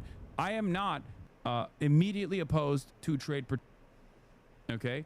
I am for trade protectionism. I am for tariffs. But the way Trump that was utilizing the tariffs he's for tariffs. was Cool. completely ridiculous. Okay? And the same goes for what he is most likely going to do. He's not going to demand anything here, and the same profit interests are going to remain. There's not going to, I don't think there's going to be any sort of like onshoring that comes along with this, or any sort of like demand that there would be no stock buybacks is going to come with this at all. It's just now he gets to pick and choose winners, and he'll beef up Intel's stock prices to the best of his ability, and then he'll say, oh, we're just paying off some of the debt. Systems Now that he's got a piece of the taste too, he's probably going to try and do this a lot more frequently. 5, from a company, you raise the corporate tax rate so that they're all competing and we get a piece of all of them. You don't pick one and grab 10% of just that one. You know what I'm saying? The taxes is how you get the return. Then you spend it on America. You can spend it on healthcare, you can spend it on whatever. I agree. I think the goals of what you want to spend it on are good. But the idea that you're supposed to seize it, I just find it to be less compelling. However, larger story, again, I don't want to say Bernie Sanders is a massive supporter of this. Mainly it's a Trump idea. And Trump said to me, people like me, if you're a critic of this deal, why are stupid people unhappy? And I got owned. I realized I'm stupid. I'm stupid for being critical. And he doesn't only want to stop here. He has found this to be so successful, it's a good idea, that he wants more deals like Intel's. He will make deals like Intel's all day long. And I think Trump truly doesn't even care about the long-term strategy. I think he just likes the deal. He likes CEOs coming in and being at his mercy and him able to boss them around. No, I don't think that's the... I mean, yeah, as part of it. And that kind of like glazing of Trump actually gets a lot of mileage. That's the reason why even like competent and intelligent people like Tim Cook is sucking Trump's penis. Like there's a reason. Tim Cook is doing that because he knows if he glazes Trump, he's gonna get benefits out of it. Having said that, however, I don't think this is the. I don't think that the primary focus of the Trump administration here is that Trump gets to feel good about making yet another deal. I think that the primary purpose of this, as I said already, is to forcibly bring manufacturing back to the United States with at least like one key corporation in this incredibly important sector for, as the Biden and the Trump administration both have openly admitted, for economic security and national security. That's it. I think that's the reason why. That's why he's doing it. And I think he just likes doing these deals. They're all one-off, and I think he's just going to start grabbing American states and different countries. But the problem is when you have this, you end up in a situation where the only way to win is to go through the president, to go through the government. Okay, you can't win. Like, do you guys understand the silver lining that I'm seeing here? The silver lining that I'm seeing here is that, like, this opens up a world of new opportunities now that the veil has been pierced by someone who is capable of doing this, right? Erasing the previous norms. Like, this used to be an unconditional no. Bernie Sanders advocated for it. It was a no. It was just like not even it was a non-starter, right? It's a great precedent, in my opinion. I think it's a great fucking precedent in terms of pushing towards more state control, because state control already exists with the incentive structure that takes place within subsidies. But that's so hands-off, and therefore all these companies that take in billions of dollars of subsidies actually then do whatever the fuck they want. They can bury the subsidies and not really improve their output in the way that the government wants, or they can just like engage in stock buybacks and improve the profit incentives to their shareholders. Like, this kind of shit is unacceptable. So having more government control over this process is not a bad thing. Okay? By making the better product, you can't win by offering the cheapest price. You can only win by having the government put their thumb on the scale to your benefit. And I think that is a dangerous precedent, a dangerous long-term route to go. It's this real crony situation where you have to go to the mob boss to get your win. So he's planning many more deals, and he hopes to get as much as I can. I want to get the direct flow here. His new economic strategy is an attempt to get as much as I can. I don't see a long-term big strategy here. I'm just confused. I do. I think the opportunities are endless. Not that Trump is going to do this, or not that Trump is even interested in this, but I do. When I saw this, I you know, let's just say I wasn't instantly against it, and neither was Bernie, obviously, because it's like, we ought to defend here. It's just, if your company is fucking failing and you require government bailouts or you require government subsidization to continue your output, then I think it's perfectly valid for the government to say, all right, well, then we're taking ownership control. We're taking maybe 10% now, and who knows how many more percentages we'll take tomorrow.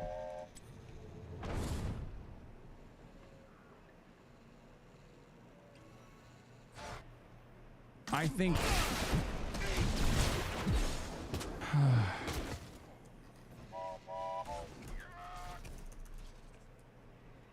this is an important first step. If utilized by a competent left leadership, this would be an important first step in the direction of controlling key sectors and relinquishing control of key sectors in the hands of the American government. And then, okay, so all this is to say is that at the end of the day, there's not a lot of other options than Intel in America. So maybe it's a situation where you gotta make do with what we got. Maybe that's the horse we have and we have to ride it. Intel sucks, but we can't get a new competitor in time, so fine. Whatever.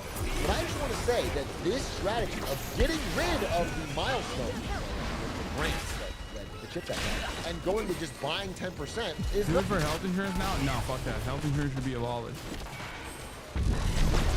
Private healthcare should be illegal.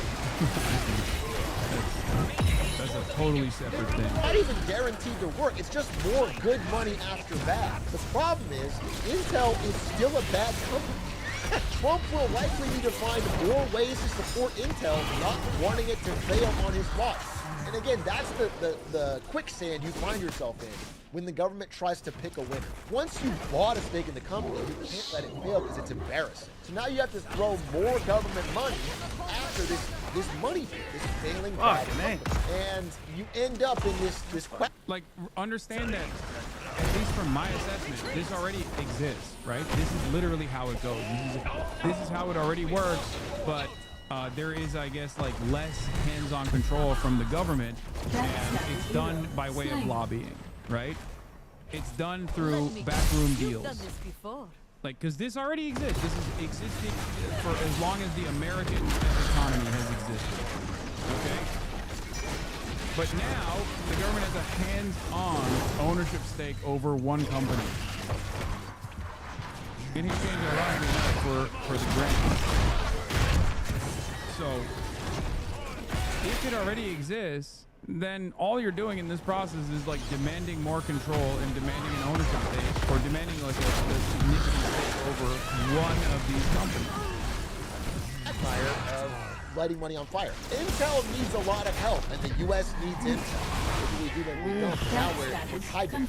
And the first immediate reaction. Oh my God! To make a disclosure on this new stake is that it's probably going to hurt our sales. We're already doing bad, and this U.S. government stake is going to hurt our sales. Now, why would that hurt your sales? Well, here's why. Sales outside the U.S. are 76% of Intel's revenue. 30% come from China. China is no longer interested in buying Intel chips if they are 10% owned by the U.S. government. It's too risky. So instead of helping the company, it's likely going to, at least in the short to medium term, severely hurt them. Again, I find this whole concept poor. And I have some other things on come over this week that I think are more... No, this isn't communism, not even technically or remotely communism. This isn't even socialism. It's a modest social democratic proposal. If you look at everything that is like... I mean, it also depends on how they implement this or what demands they make of Intel. But if you look at anything that goes against like the current profit incentive as a degree of socialization, then this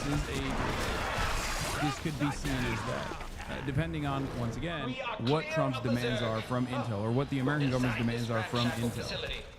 Oh wait, I did. We're serious, and I think this week I'm trying to make the case that, guys, this guy might be a bad president. This might sound crazy. He might be a bad president. This because it takes a while for economic stuff to make our lives worse, you can look at this and laugh. And I am laughing. But more of this will lead to I think, a material reduction in American innovation and the amount of money going around. There's also some more serious stuff we're going to talk about later this week. But this, for now, is what I want to say. I think the U.S. buying 10% stakes in companies or more is a bad thing. What distinguishes Trump's version of state capitalism is randomness. This isn't like trying to decide who subsidize solar panel production. Even if you don't like the idea of government exercising that much control, at least one understands the objective. Oh my God, Donald Trump is making people actually develop a better understanding of China and Chinese policies. That is fucking hilarious. Okay. All right. I don't even agree with that statement, for the record. I think that there is a reason for this. The reason why he went with Intel is not random.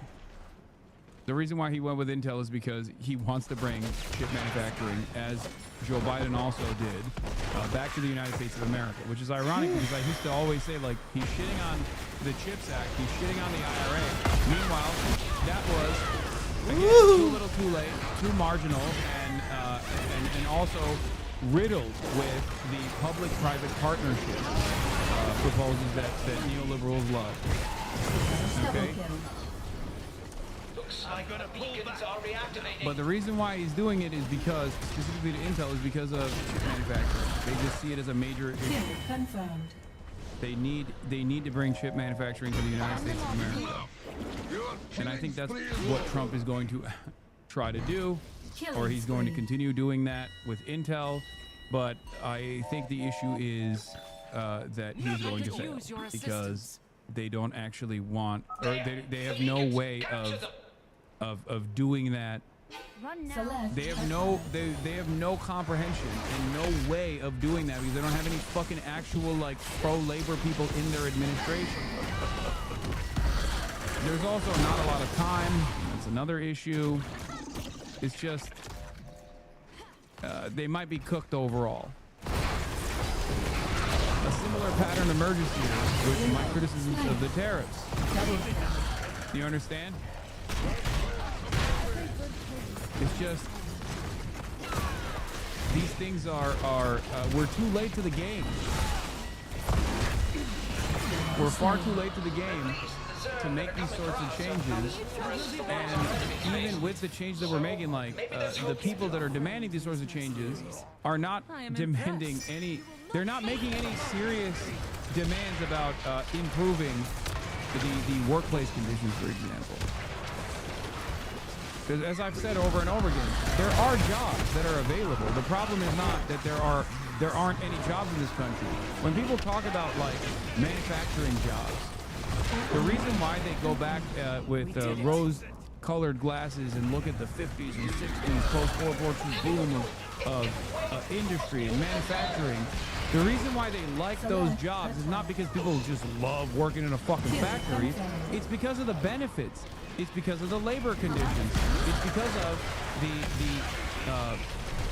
it's because, like, when you worked a job like that, especially paired up with the GI Bill and things like that, you could just have a home, you could have a car, you could actually have one person in the family work at a fucking factory and be able to put multiple kids through college. Okay? It's not the job in and of itself that was what Americans actually fantasize about. It's all the fucking benefits, the pension, the union backed provisions that came with that kind of job. Okay? That's it. It was the security that came with it. It was the affordability of things that it came along with that. That was the reason. Yeah, motherfuckers used to have two families. You could make so much money working at a fucking factory that you could have a secret family in the nearby town. Think about that. That's insane. That's unheard of. Who do you know nowadays that's in that same age range that doesn't have multiple fucking roommates so they can literally give 50% of their immediate wages directly back to their landlords? I need to take a piss, bro. Fuck. It's crazy, man. It's crazy. Motherfuckers used to have secret families, bro.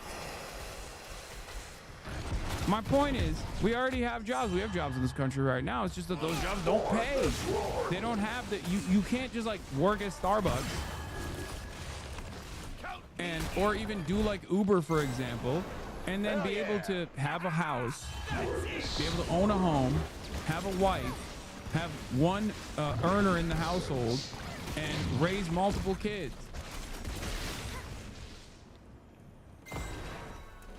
I worked in mission control at NASA. I couldn't afford to buy my own house. I mean, I know my brother is an aerospace and mechanical engineer for Boeing.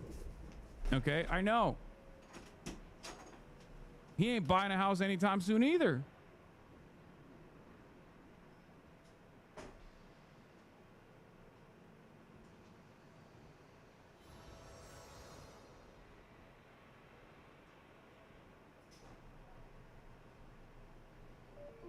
So yeah. Anyway, speaking of which, there were a lot of protests against the Trump administration and the conditions that American laborers face in general. Certainly gotten worse under the Trump administration. So let's take a look at some of those protests across the United States that target Trump's policies. On Labor Day, from Auburn, Maine to Newport, Tennessee, St. Joseph, Michigan to Ventura, California, railing against President Trump and other billionaires who they claim are taking power away from the working class. In the nation's capital, protesters angry over Trump's takeover of law enforcement in D.C., announcing a week of demonstrations on Capitol Hill this week as lawmakers return from summer recess. We call not only on community leaders, but our elected officials to stand with us as we continue to fight to protect home rule.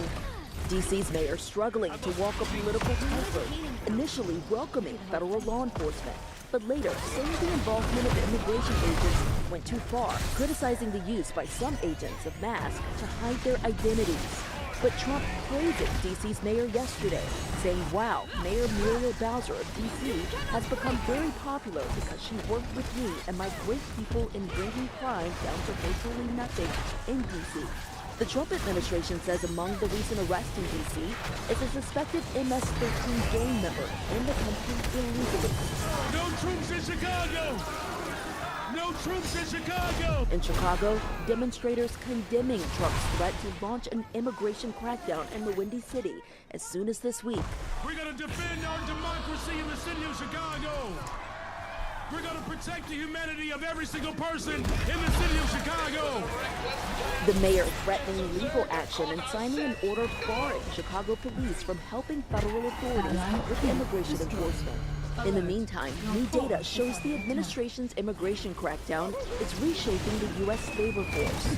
More than 1.2 million immigrants have vanished from the workforce since January. Immigrants make up nearly 1 in 5 U.S. workers, including nearly half of all farm workers and 1/3 of construction workers. Farm advocates say crops have been left to rot, and contractors say they're now struggling to fill crews at job sites.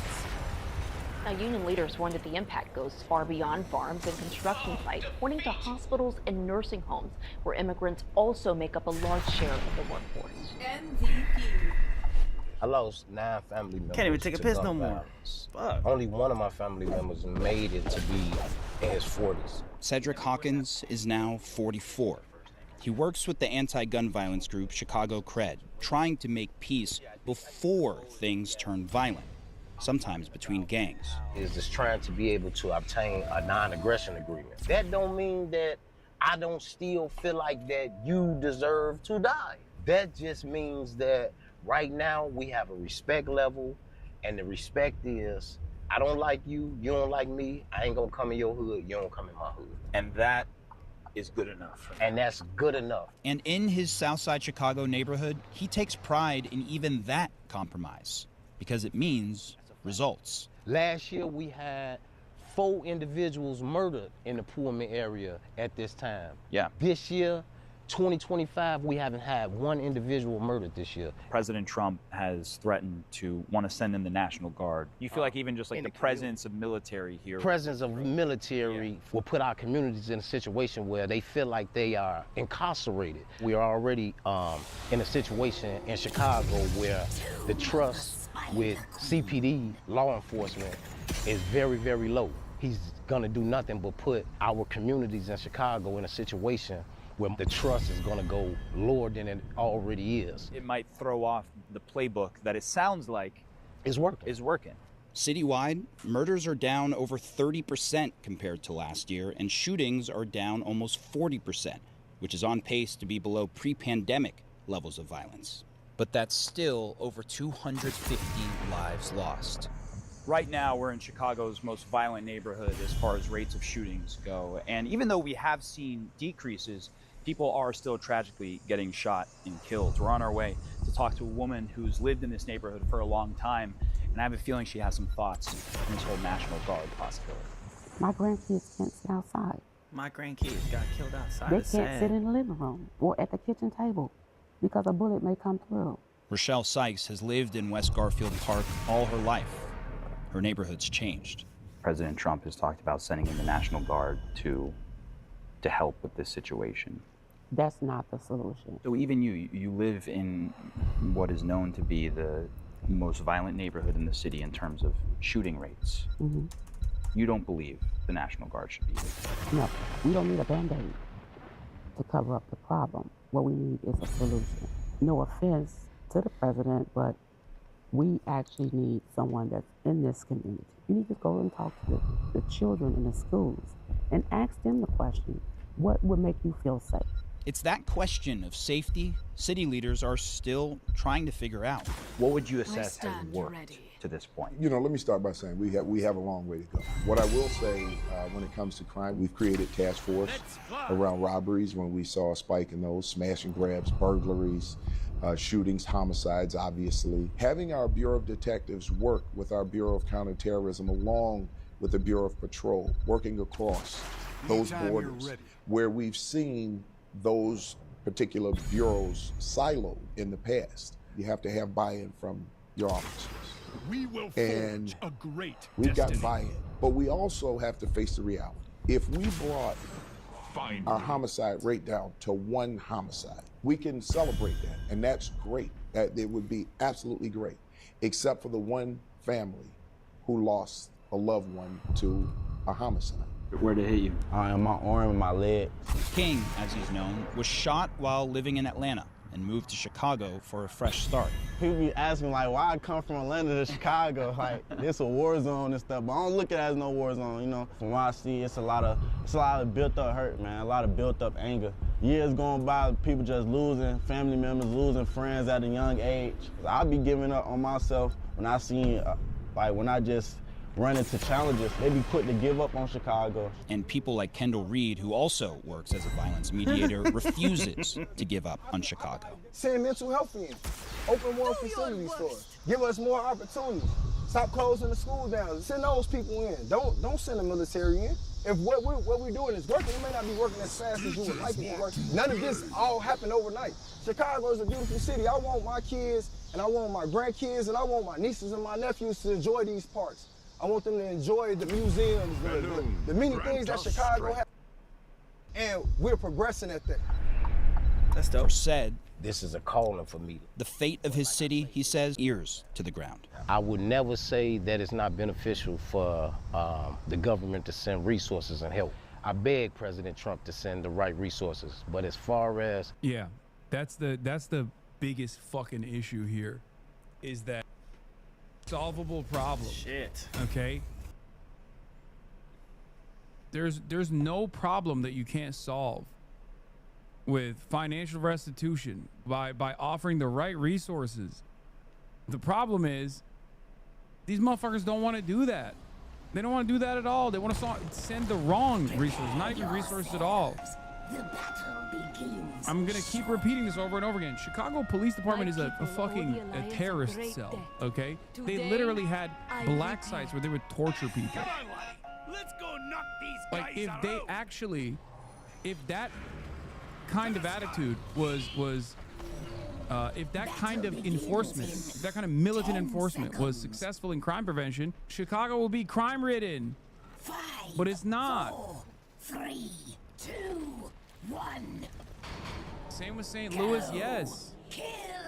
It's fucking crazy. It's crazy to me that this is like, we look at this shit And we're just like, nah, what is happening is that the cops are not brutalizing these people enough. No, dude. And the solution, especially for like youth crime, for example, because like there's a lot of gun violence, and a chunk of that comes from like youth crime, right? Teenagers.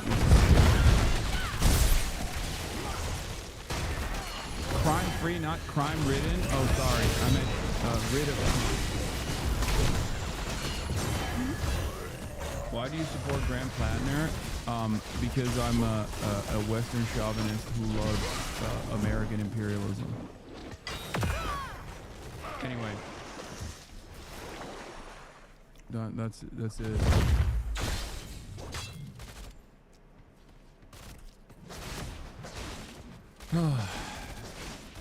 Anyway, as I was talking about youth crime, for example, the solutions are laughably simple.